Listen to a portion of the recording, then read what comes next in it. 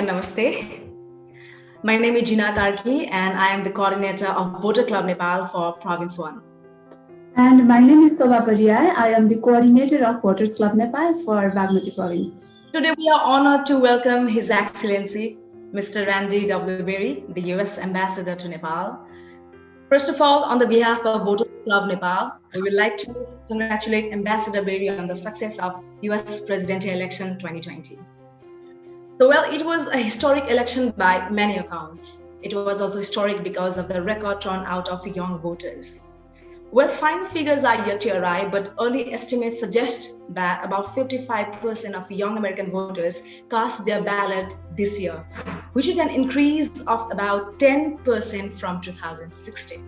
So with over 75 population under the age of 40, Nepal also has a huge youth population.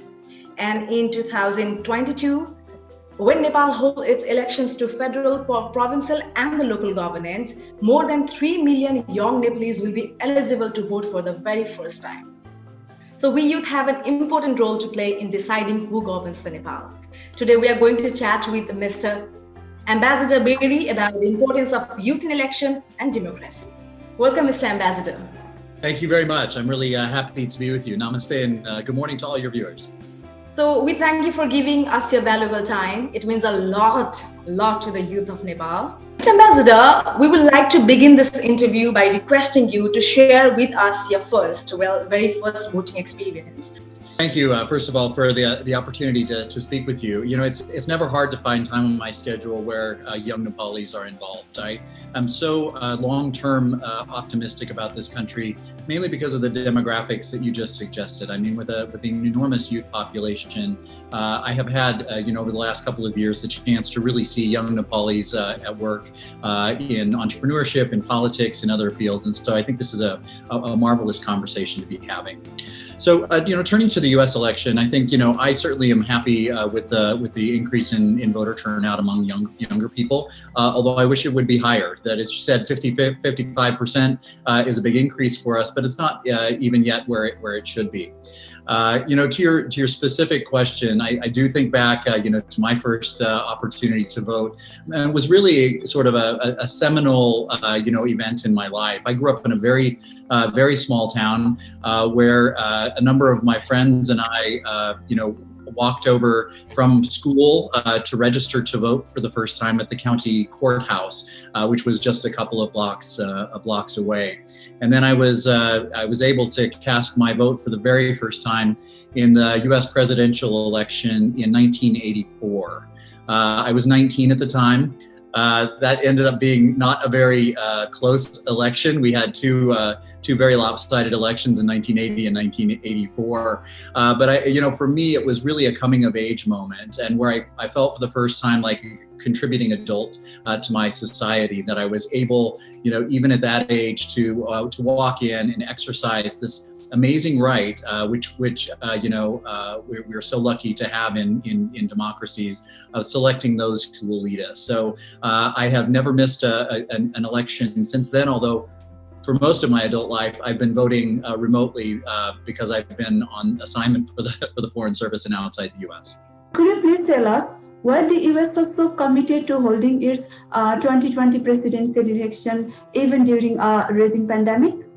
I think it's really one of the remarkable stories out of the election just held a few weeks ago in the U.S.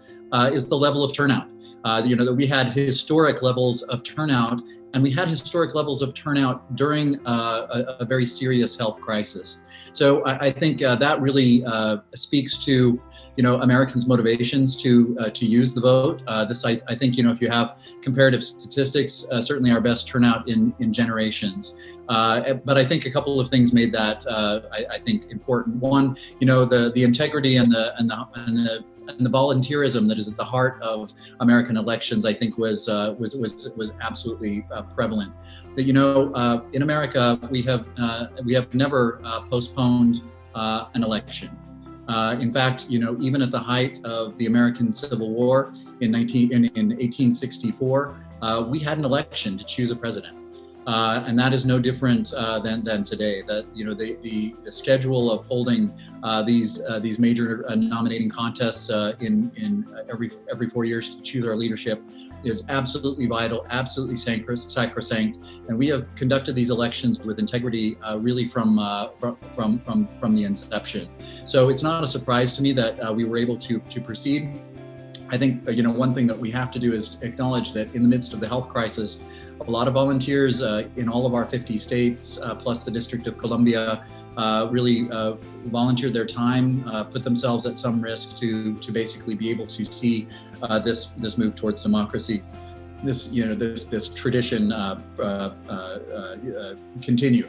I think I would note one interesting note that I think there will be some really wonderful, interesting studies written about over the coming few years. This is the first election where there was an enormous increase in the number of people voting by mail. So I, for one, am looking forward to analysis about how that has increased voter participation, because I think the goal in any democracy is to see more people participate, and I think especially young voters have an essential element to play there. Mr. Ambassador, how do you describe the role of youth in American elections? I think that the role of young people in American democracy is in many ways just like the role of youth in any democracy. And that is, I think that they play a driving role. I think that there is no one in any country when an election rolls around for whom the consequences are greater than for young voters, because they will be living with the consequences of the choices that are made through an election over the coming decades. So I think that making sure that young people understand how impactful, these decisions can be on not just the most immediate term, but in their longer term future.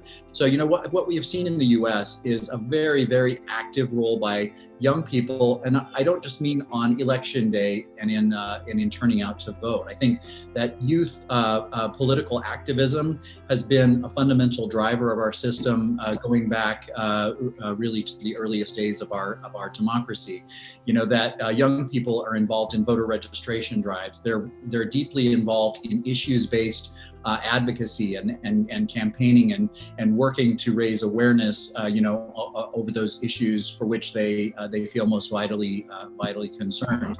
But I think that kind of activism, because there are many working elements to a democracy that culminate in the vote, but are not defined entirely by the vote. So I think youth especially can be deeply impactful in raising awareness, in encouraging voter participation, in explaining issues, and really capturing what I think is the really amazing contribution of youth voters is injecting a degree of optimism and of hope, into the electoral process. So, and advancing the candidacy of candidates for office that they feel inspired by, that they feel can define a future that includes them. So, I think that element of hope and aspiration is really important where young voters are involved. What roles do you think the youth can play in Nepal or in any democracy, in addition to exercising their voting rights every 5 years or so? My answer here would be the same for voters, for young voters in Nepal, as it would in any democracy in any country, and that is really just advice to become involved and become engaged in the process. I think that that youth voters, that youth in general, I think that fundamental understanding that they are deeply affected by the decisions that are made now. I think that if I look back to when I was a young voter, I don't think I had as much of an understanding of how impactful those decisions would be over the broader sweep of my life. As a consequence, I think probably some of the choices that I made as a young voter early on probably would not be the same choices that I would make today, for example. But you continue to learn, you continue to understand how the process works, you continue to I think see an evolution in sort of issues and candidates, in articulating again, that hopeful future. So, I think the greatest tragedy that occurs is when young people feel like they're not accommodated by the political system. Because, for a democracy to function effectively, people have to believe in its institutions. They have to believe in its principles. They have to believe in its administration. That I think, there's a degree of disengagement sometimes that exists among young people that I think is really unfortunate. That I think certainly when I was younger, you look at setbacks, or you vote, or you campaign for a candidate who was not successful for office. So it's easy to become disengaged and just say, well, the system doesn't suit me. But I'm a little older than any of your viewers, and I can say that from my perspective, in my mid-50s now, I understand that there are the gradual changes, exist, and that progress is rarely linear. I think the point for young people is to remain engaged and to remain true to their values and what they would advocate for, even when there are setbacks along the way. That over the broader arc, you continue doing what it is you do, and I think you can really advance inclusion. You can advance an embrace of diversity, which I think is a key takeaway from this particular election in the U.S., for example. But I really encourage all young Nepalis to take advantage of this, because here's something that is not lost to me as a former, I used to teach American government. Before I became a diplomat, I taught American government at the high school level. So I've long been advocating, youth participation in our governance structures. But the right to vote is a rarely new phenomenon in our world, if you look in historical terms. We are living at a rare time where individual citizens have the right to choose those who govern them. And I think it's a pity when people don't accept that right and that responsibility, or feel like they're not served by that process. So, the right to vote has been won through, persistence, sometimes through protest, to make sure that, as many people as possible can vote. I think youth are at the core of all of those efforts in any country. You were Deputy Chief of Mission when Nepal held its first Constituent Assembly election in 2008. You then returned as an ambassador soon after Nepal held elections to its federal, provincial, and the governance. So how have you seen this political development? I think this is proof positive about the success of democratic institutions and practices. That when I was here back in 2008 and went through those constituent assembly elections, those were historic. Where you were dealing with parties and political players that had not so far in the distant past been shooting at one another. I think that mainstreaming those kinds of political aspirations into the political system were fundamentally important.